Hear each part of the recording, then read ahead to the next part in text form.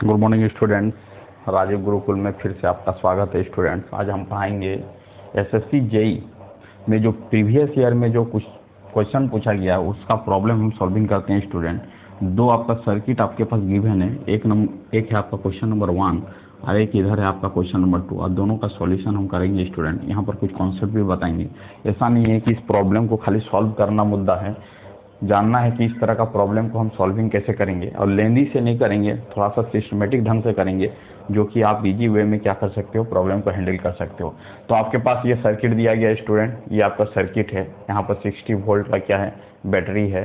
यहाँ पर एक रेजिस्टेंस लगा हुआ है 7 ओम का। यहाँ पर आपका 12 ओम का रजिस्टर लगा हुआ है। यहाँ पर 6 ओम का, यहाँ पर 12 ओम का लगा हुआ है। पूछ रहा है कि I1, I2, I3 और I4 का वैल्यू क्या होगा स्टूडेंट। तो सबसे पहले हम बताते हैं कि I1, I2 और I3, I4 का वैल्यू कैसे निकालोगे।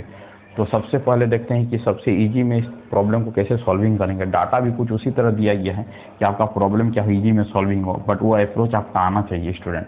अब स्टूडेंट ध्यान देते हैं, सबसे पहले समझते हैं कि 12, 6 और 12 ये कनेक्शन कैसा है। यहाँ पर आप बताओ ये कनेक्शन कैसा है, ये कनेक्शन कैसा। सीधी भाषा में आप समझो कि इसका कनेक्शन कैसा है। तो आप बोलोगे कि सर ये तीनों रेजिस्टेंस का जो कनेक्शन है वो पैरेलल है। इसका मतलब इसको कैसे सॉल्व करोगे।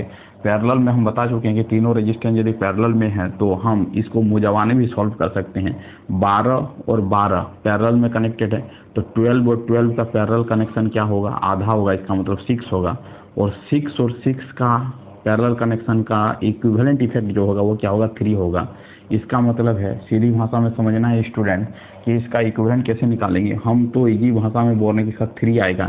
देखो आर इक्विवेलेंट 3 आएगा, इसका आर इक्विवेलेंट क्या आएगा, 3 आएगा। कैसे आएगा आप ध्यान दो। अब हम निकालते हैं, आपको नहीं पता है तो आर इक्विवेलेंट का फॉर्मूला लगाओ, 1/R1। 1 बाई क्या होगा स्टूडेंट, R2, और क्या होगा 1 बाई क्या होगा, R3 होगा। ठीक है, अब वैल्यू को पुट करो, 1 बाई क्या होगा 12, और क्या होगा 1/6, और क्या होगा 1 बाई क्या होगा 12 होगा। अब एलसीएम लेगा, एलसीएम लेने से क्या होगा 12 आएगा। इसका मतलब यहाँ पर 12 लिखेंगे, यहाँ पर 1 होगा, यहाँ पर 2 होगा, यहाँ पर क्या होगा वो स्टूडेंट 1 होगा। इसको सॉल्व करेंगे तो 4 बाई क्या होगा 12 होगा। इसको कैंसिल करेंगे तो क्या होगा 3 होगा। तो 1/R इक्विवेलेंट का वैल्यू क्या हो जाएगा 1/3। इसका मतलब आर इक्विवेलेंट का वैल्यू क्या हो गया स्टूडेंट, 3 ओम आ गया। इसको पेन चलाना भी नहीं है, हम पेन चला रहे हैं क्योंकि आपको समझाने के लिए चला रहे हैं, नहीं तो हम पहले ही लिख चुके हैं कि आर इक्विवेलेंट का वैल्यू क्या होगा 3 होगा। इसका मतलब स्टूडेंट समझने का कोशिश करो कि ये सर्किट को हम लोग मॉडिफाइड कर लिए। इसका मतलब है ये आपका वोल्टेज सोर्स है, ये आपका कितना है अब स्टूडेंट 60 वोल्ट का है, और ये आपका क्या है, ये आपका एक रेजिस्टेंस है।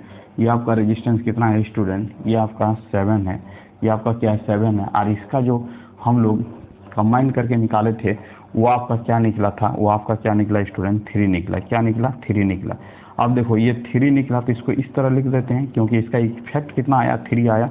पहले हम I1 का वैल्यू को निकालते हैं, 3 आया, 3 ओम हो गया, ये आपका 7 ओम हो गया स्टूडेंट। इसका मतलब रही मुद्दा कि इसका यदि I का वैल्यू निकालने का कोशिश करेंगे स्टूडेंट, I1 का वैल्यू, क्योंकि 7 ओम से जो पास करेगा वही आपका क्या होगा I1 होगा। पहले हम I1 निकालते हैं, उसके बाद देखते हैं कि क्या होगा। उसके बाद I1 का वैल्यू कैसे हो जाएगा स्टूडेंट, तो ये हो जाएगा 60 और डिवाइडिंग बाई क्या हो जाएगा 7 और 3 का कनेक्शन कैसा हो जाएगा पैरेलल, सॉरी सीरीज में। तो इसका मतलब है 7 + 3 क्या हो जाएगा 10, और तो इसका वैल्यू क्या आ जाएगा स्टूडेंट 6 एम्पियर आ जाएगा। इसका मतलब I1 का वैल्यू कितना आ गया 6 एम्पियर आ गया।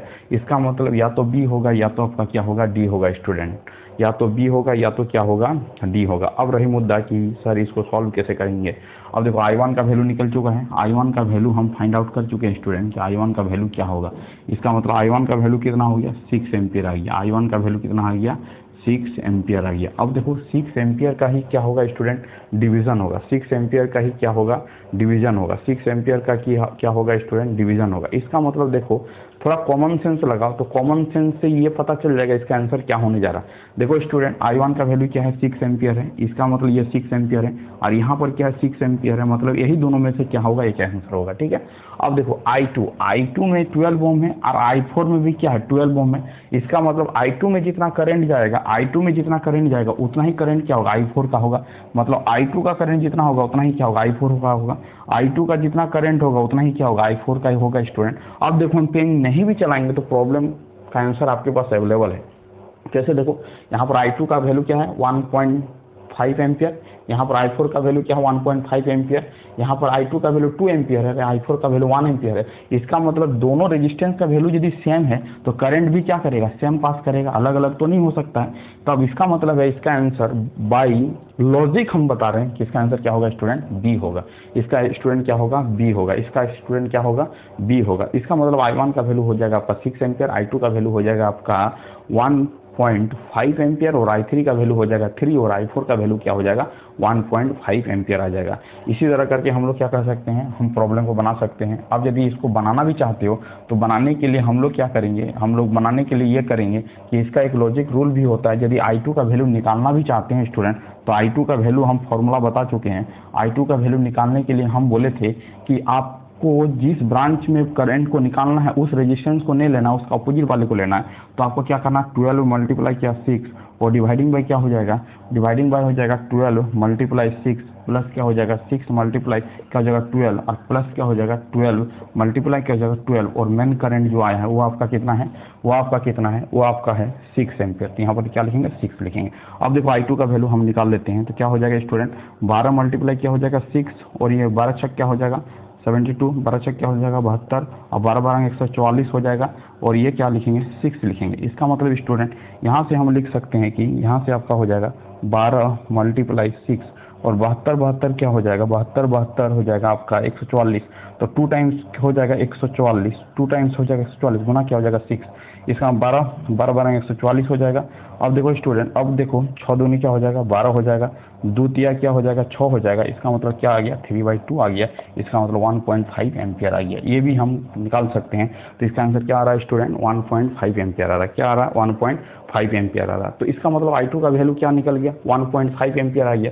तो आगे आप भी इसी फॉर्मूला का यूज करके आप I3 और I4 का वैल्यू को निकाल सकते हो। इसका मतलब इस प्रॉब्लम का जो सॉल्यूशन होगा स्टूडेंट वो क्या होगा, बी होगा। ठीक है, अब आते हैं इस प्रॉब्लम को देखते हैं कि determine the power dissipating what by 6 ohm resistor in circuit. 6 ohm के अक्रॉस में पावर को फाइंड आउट करना है। तो सबसे पहले देखना है कि यहाँ पर देखो स्टूडेंट, ये वाला एक सर्किट दिया गया है। इस सर्किट में आपका यहाँ पर डाटा मिसिंग है, ये आपका कुछ छूट गया है। इसको हम देख लेते हैं कि इसका वैल्यू क्या है। वैल्यू को लिखना भूल गए हम। इसका मतलब है स्टूडेंट ध्यान देते हैं कि इसका वैल्यू क्या होगा।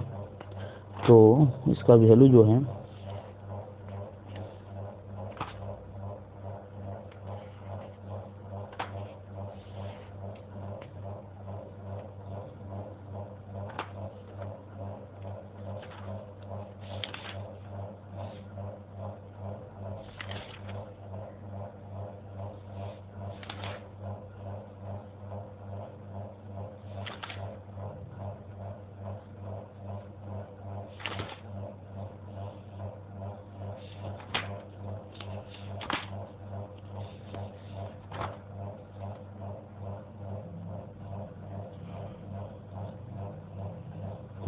ये है स्टूडेंट 1 ओम है, सॉरी ये आपका क्या है 1 ओम है। ठीक है स्टूडेंट, अब देखिए सीधा सीधी बात है कि आप सोर्स ट्रांसफॉर्मेशन लगाएंगे, 1 सेकंड में प्रॉब्लम को सॉल्विंग करेंगे। ये आपका करंट सोर्स है, ये आपका रेजिस्टेंस है। सोर्स ट्रांसफॉर्मेशन लगाएंगे तो इसको वोल्टेज सोर्स में कन्वर्ट कर लेंगे तो प्लस हो जाएगा। एरो जिधर आपका है वो आपका प्लस है, इधर वाला क्या है माइनस है। तो सोर्स ट्रांसफॉर्मेशन थ्योरम का कॉन्सेप्ट ये होता है स्टूडेंट, पहले समझते हैं कि सोर्स ट्रांसफॉर्मेशन थ्योरम का कॉन्सेप्ट कैसे लगाएंगे। तो यदि आपका ये IS है और यहाँ पर यदि आपका रेजिस्टेंस RS दिया गया है और इसको सोर्स ट्रांसफॉर्मेशन थ्योरम में कन्वर्ट करना है तो आप लिख सकते हो इस तरह करके, इसको वोल्टेज सोर्स में लिखोगे प्लस माइनस तो ये हो जाएगा IS इंटू क्या हो जाएगा RS और यहाँ पर रेजिस्टेंस आ जाएगा RS। इसी को क्या बोलते हैं स्टूडेंट, सोर्स ट्रांसफॉर्मेशन थ्योरम बोलते हैं। ठीक है, तो इस सर्किट को हम इस तरह करके कन्वर्ट करके लिख सकते हैं। ठीक है, अब देखो इसी कॉन्सेप्ट का यूज करेंगे तो क्या हो जाएगा स्टूडेंट, ये प्लस हो जाएगा माइनस हो जाएगा और 3 2 क्या हो जाएगा 6 वोल्ट हो जाएगा और 3 का कनेक्शन क्या हो जाएगा आपका सीरीज में हो जाएगा। ये आपका 3 हो गया और 6 पहले से स्टूडेंट ये 6 हो जाएगा और ये आपका 1 ऊपर चला जाएगा सोर्स ट्रांसफॉर्मेशन थ्योरम से और ये स्टूडेंट क्या हो जाएगा, इसको मिटा देते हैं। ठीक है, अब देखो ये वाला जो चीज़ होगा स्टूडेंट, ये आपका क्या हो जाएगा, ये आपका इस तरह करके होगा, सोर्स ट्रांसफॉर्मेशन होगा, ये आपका प्लस होगा ये माइनस होगा और ये क्या हो जाएगा 6 वोल्ट आ जाएगा स्टूडेंट। अब देखो समझने का कोशिश करो। अब आप पावर को निकालना है तो पहले I निकालना होगा, किसके अक्रॉस निकालना पावर, 6 ओम के अक्रॉस निकालना है। पावर का फॉर्मूला क्या होता है स्टूडेंट, P इक्वल टू क्या होगा I² इंटू क्या होगा R होगा। R आपका गिवन है बट I गिवन नहीं, I को फाइंड आउट करते हैं। तो I का वैल्यू क्या होगा स्टूडेंट, क्योंकि यहाँ का पोटेंशियल क्या है 6 वोल्ट है और यहाँ का भी पोटेंशियल क्या है 6 वोल्ट है। इसका मतलब है दोनों साइड में आपका पोटेंशियल सेम है तो 6 - 6 डिवाइडिंग बाई क्या हो जाएगा, ये आपका क्या हो जाएगा 10, इसका मतलब ये 0 एम्पियर हो जाएगा। अब देखो पावर निकालना है तो पावर का फॉर्मूला होगा स्टूडेंट, पावर इक्वल टू क्या होगा, आई स्क्वायर इंटू क्या होगा, आर होगा। आई का वैल्यू 0 है, 0 का स्क्वायर इंटू क्या करेंगे आर, आर मतलब 6, तो इसका मतलब स्टूडेंट इसका आंसर क्या होगा 0 वाट होगा। इसको पेन भी नहीं चलाएंगे तो प्रॉब्लम सॉल्व हो जाएगा, बट आपको सॉल्व करके दिखा रहे हैं कि इसका आंसर क्या होगा 0 वाट होगा। क्या होगा स्टूडेंट 0 वाट होगा। इसका मतलब है इस तरह का प्रॉब्लम को हम इसी तरह अप्रोच लेंगे, और यदि इस तरह का प्रॉब्लम दिया जाता है आपका अप्रोच यही होना चाहिए, तो आप प्रॉब्लम को ईजी हुए में क्या कर सकते हो स्टूडेंट, हैंडल कर सकते हो। ये दोनों प्रॉब्लम बढ़िया था, दोनों प्रॉब्लम का कॉन्सेप्ट को देखिए और इसी पर आधारित यदि कोई कॉन्सेप्ट पर कोई प्रॉब्लम मिलता है तो उसको सॉल्व करिए, अपना कॉन्फिडेंस को क्या करिए बिल्डअप करिए। थैंक यू स्टूडेंट्स, वीडियो को यहीं पर एंड करते हैं। वंदे मातरम।